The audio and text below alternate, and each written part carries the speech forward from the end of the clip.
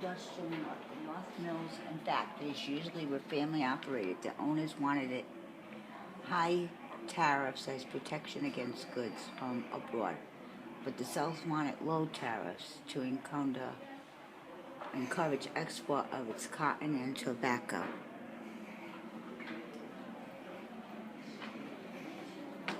The Deep South. This scene typifies pre-war plantation life in a non-mechanized age. Slaves were vital to an economy based on cotton production. The plantation owners were the country's social aristocrats.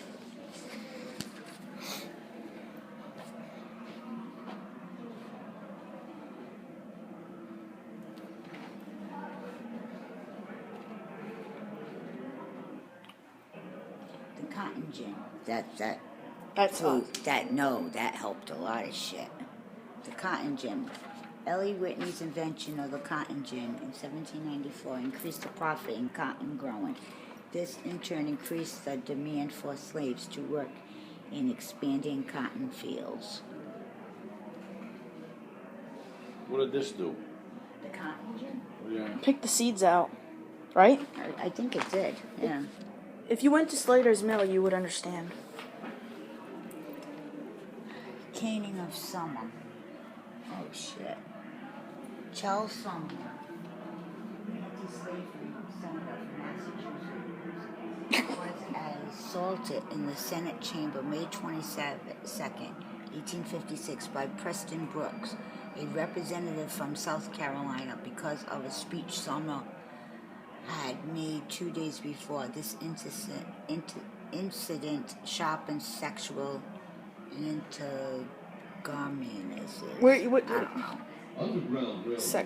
Sectional, not sexual. You said sexual. It's slaves were secretly held to safety in the North.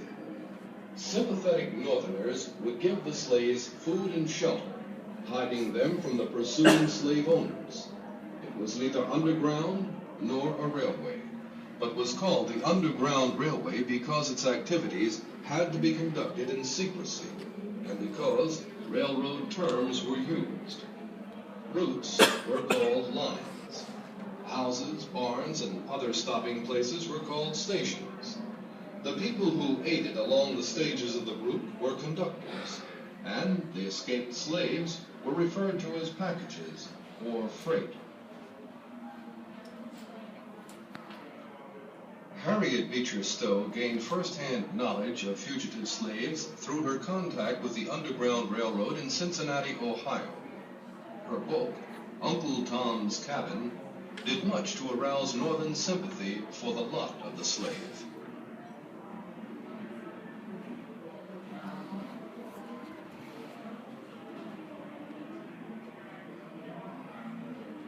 Because they're coming into it, trying to hide the slave.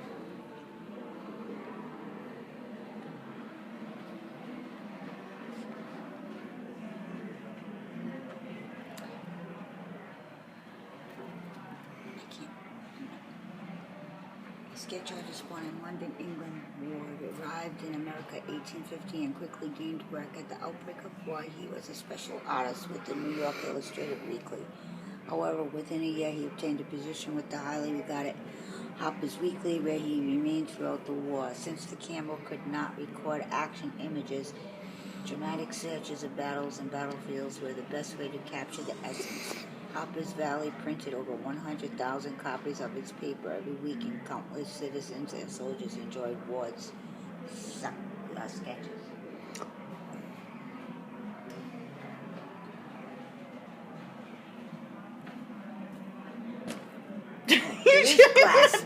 No, because I'm seeing a spot. I'm saying, is that a ghost? But there's prints there. All right. Wow.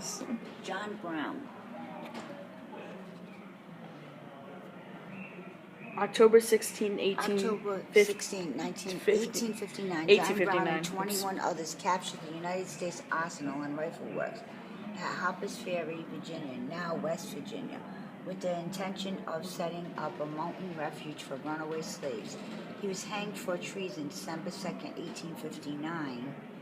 The nation was divided in hate and admiration of him.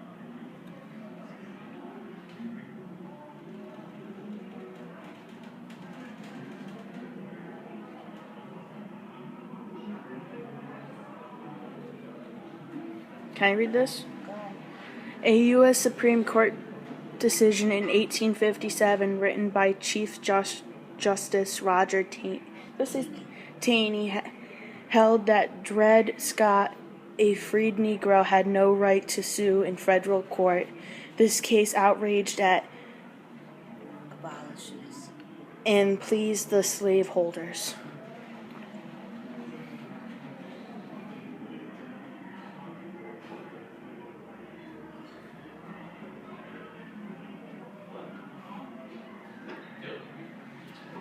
You want to read this? Yeah. Debates between Abraham Lincoln and Stephen A. Douglas during the Illinois senatorial election of 1858 served to make a national figure of Lincoln. He lost the Senate election, but 2 years later defeated Douglas for the presidency. The slaves food and shelter, hiding them from the pursuing slave owners. It was neither underground nor a railway. It was called the Underground Railway because its activities had to be conducted in secret. Attack on Fort Sumter. I guess the attack on Fort Sumter was dark. No, we're seeing it right there. As commander of secessionist forces of Charleston, South Carolina, General Burgard ordered the bombardment of Fort Sumter held by Union forces, commanded by Major Robert Anderson. Edmund Ruffin, a Southern civilian leader, was permitted to fire the first shot.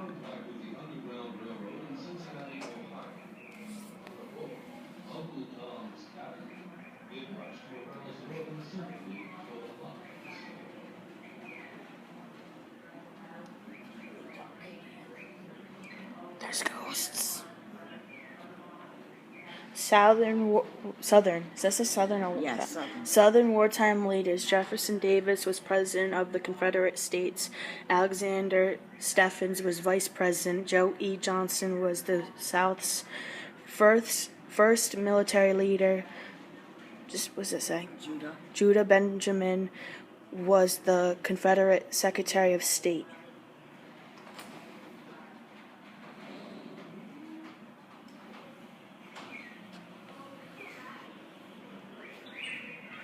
Northern wartime leaders. Simon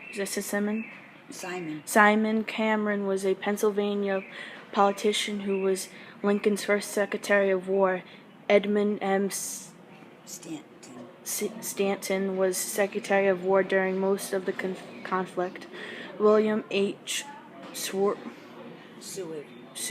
was Secretary of State, and Gideon Welles was Secretary of the Navy.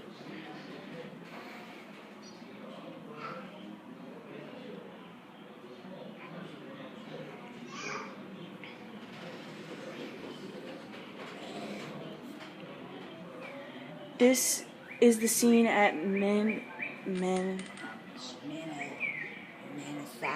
Manassas, VA, during the first major battle of the war, First Bull Run.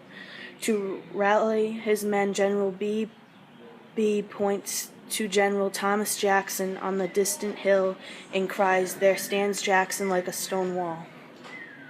There goes the name Stonewall. You remember I was him for fifth grade? I hear birds. There's birds in here. The first battle in history between ironclad ships occurred March 9th, 1862 in Hampton Roads, VA. John Ericsson, a Swedish immigrant, completed the Union's monitor just in time to get it into battle and save a Union fleet from the Confederate Merrimack. Here, Ericsson is shown with Admiral David Dixon Porter, who successfully ran the Confederate batteries at Vicksburg in 1863.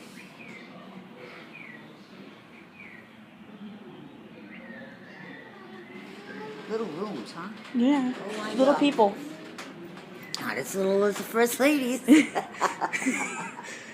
An episode which threatened to bring British and French aid to the South occurred when a Union Navy commander took James M. Mason Yeah. and John Slidell. Slidell from a British ship. They were to be the South's representatives to London and Paris, respectively. Lincoln ordered their release and apologized to Britain stopping trouble.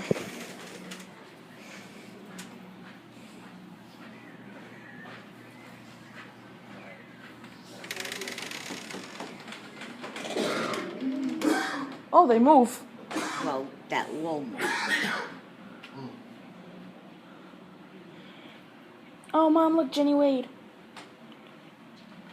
The only citizen of Gettysburg killed during the three-day battle was 20 years old Jenny Wade. She is shown here working in dough, preparing to bake just before the fatal bullet pierced 2 doors to kill her.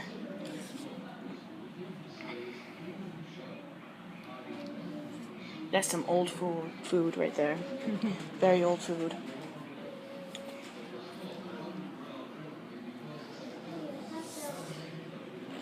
In 1863, William Saunders, first master of the National Grange, designed the landscaping and layout of the National Cemetery at Gettysburg. At the time, he was superintendent of propaganding gardens at the Department of Agriculture. He was seated on the platform at the time of President Lincoln's Gettysburg Address. So that's what it looks like. That's what,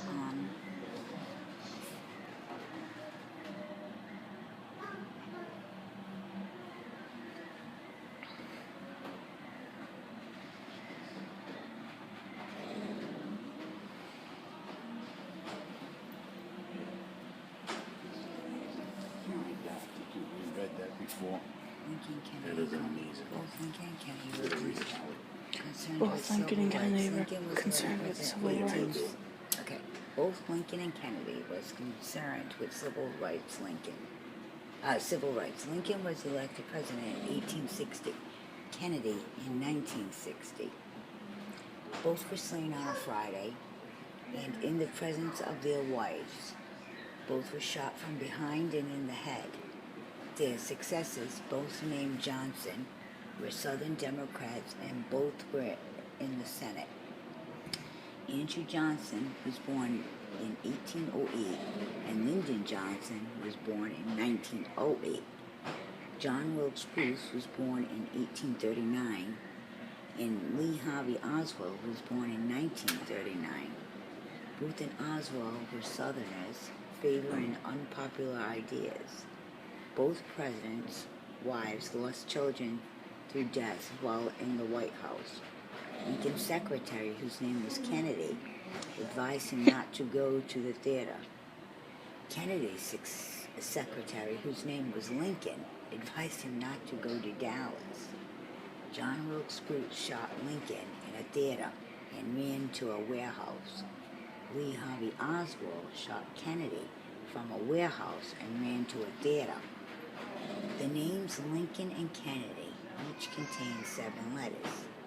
The names Andrew Johnson and Lyndon Johnson each contain 13 letters. The names John Wilkes Booth and Lee Harvey Oswald each contain 15 letters. What's the chances of that? Both assassins were killed before being brought to trial. Both Johnsons were opposed for re-election by men whose names start with J.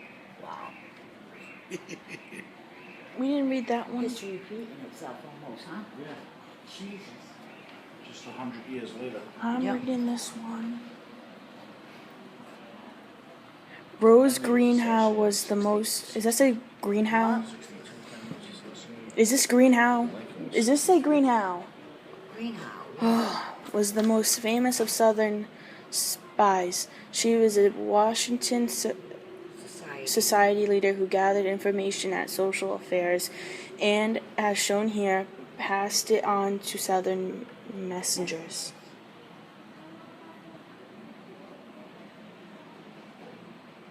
Oops, got it on fire.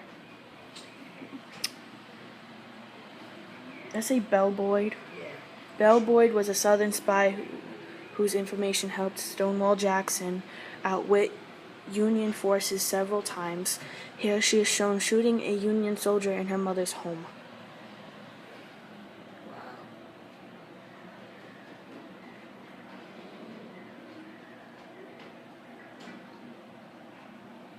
That's a mean person. Miss Barton was the angel of the battlefield. She followed Union troops into battle. What's that? Ministering to the wounded and the sick. Through her efforts, the American Red Cross was founded. Oh, I read that book. Yeah. Clara Barton. Yep. His eyes are messed up.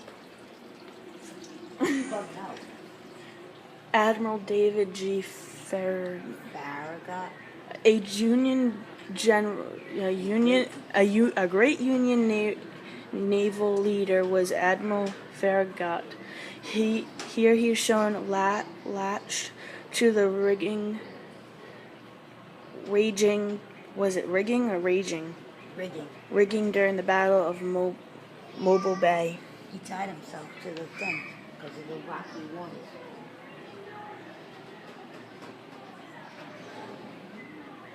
Stonewall Jackson, mortally wounded. General Lee lost one of his most valued commanders when Stonewall Jackson was mortally wounded during the Battle of. No, he was. Kirby said that he was going. They were practicing, and one of his own guys shot him by mistake. Stonewall Jackson was mortally wounded during the Battle of Chancellorsville in May of 1863 while returning to his own lines from a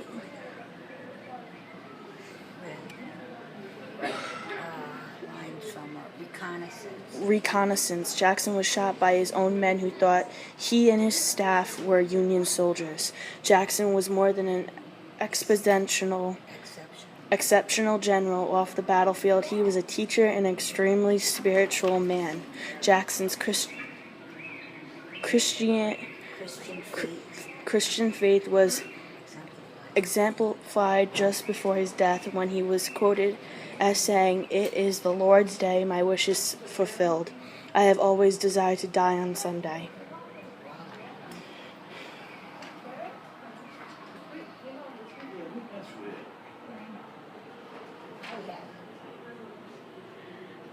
These were more of the South's most successful commanders. Stuart was Lee's cavalry leader. Forrest was another cavalry chief. Early raided to the outskirts of Washington, and Mosby was a Chieftain. It looks cold in there. At least they had a little house. It's a little house, though. Why are they sitting outside when they got a fireplace right there? I don't know. The dum-dums?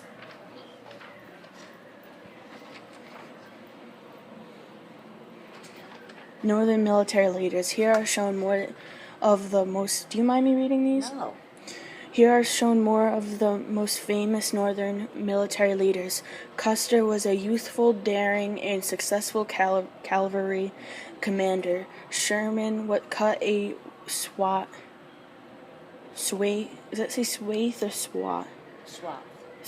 of devastation through the South.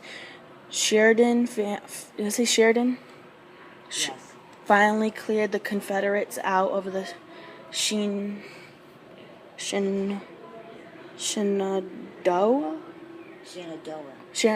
Valley. These names are Meade was the Union leader who held off Lee at Gettysburg. They should really put some names up by these guys. You can't change it. No, I mean, they should put some names. Oh, they did. Oops, didn't look down. You're wrong. 54th Massachusetts Infantry. Approximately 200,000 black soldiers designated at the United States colored troops fought in the Union Army. By the war's end, 10% of the Union forces were black. Represented here is the 54th Massachusetts Infantry, the first black troop recruited in the North. Colonel Robert Goldshaw outlines his plan of attack on Battery Wagner, located outside of Charleston, South Carolina, July 18th, 1863. All I do is see my breath all the time.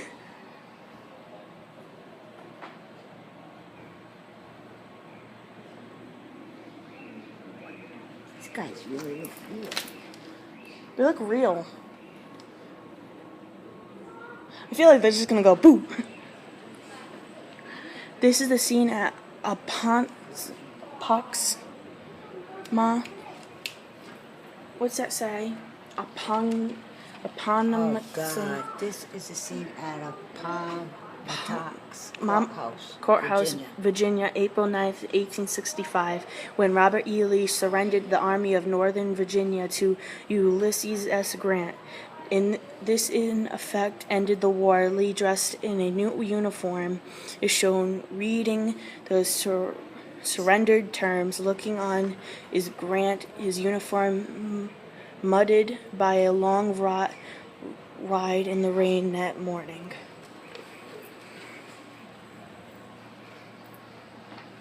He looks like he's crying. Yeah, huh?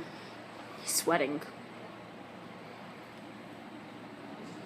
I wonder if they shook hands afterwards. I don't know. They both live in the same country.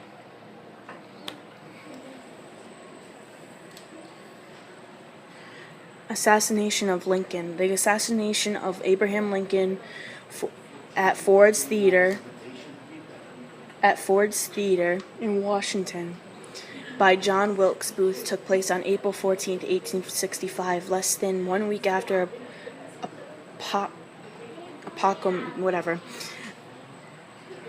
After 14 people turned down the Lincoln's invitation to the theater, the only people to accept were Miss Clara Harris and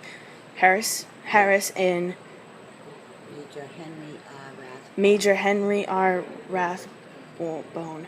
The president, first lady, and their guests were watching the play Our American Cousin when Booth, a famous actor, slipped into the box and fired the fatal shot. Why would everybody turn down that joke? Don't you think that's kind of odd?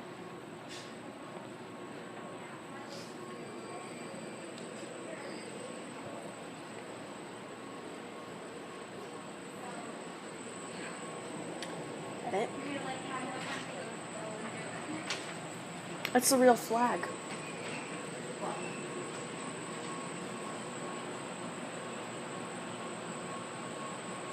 It says 1913.